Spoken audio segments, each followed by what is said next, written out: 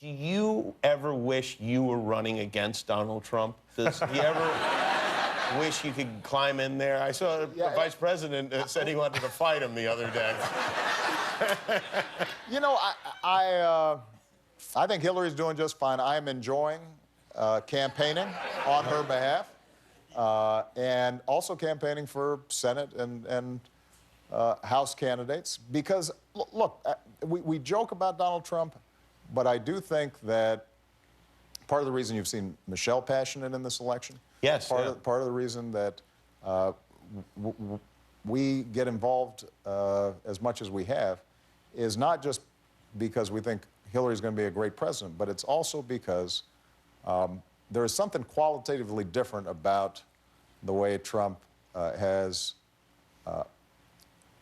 operated in the political sphere. Look, I ran against John McCain.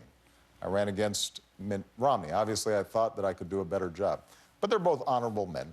And if they had won, then I wouldn't worry about the general course of this country. I think Republicans and Democrats have some fierce disagreements, and that's how democracy works. We're a big, diverse country, and sometimes it's going to be contentious and noisy.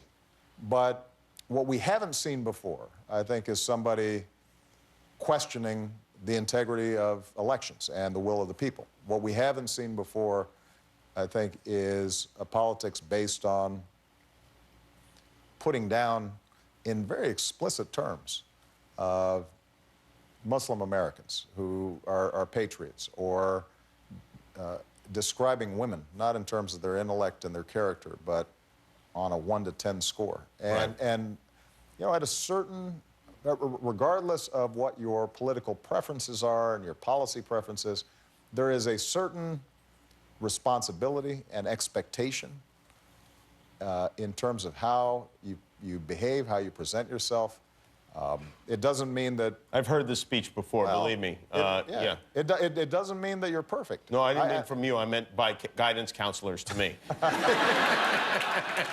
Well, that's the point is that, you know, I said when I was running in 2008, I'm not a perfect man, and I wouldn't be a perfect president, but I'd make the effort to, as best I could, be honest to the American people, to make sure that I was protective of the institutions, that there were certain norms and standards and values and customs that make it work.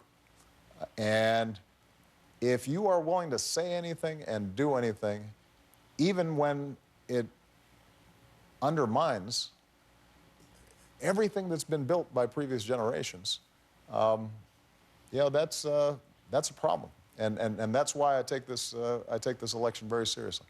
You should have sold hats, though, when you ran. I mean, that would have been... One thing you have to take away from Donald Trump is that you make a lot of money selling hats. Yeah. You know what? We sold a lot of chicken. You sold a lot of hats. Yeah. We're going to take a break. President Obama is here.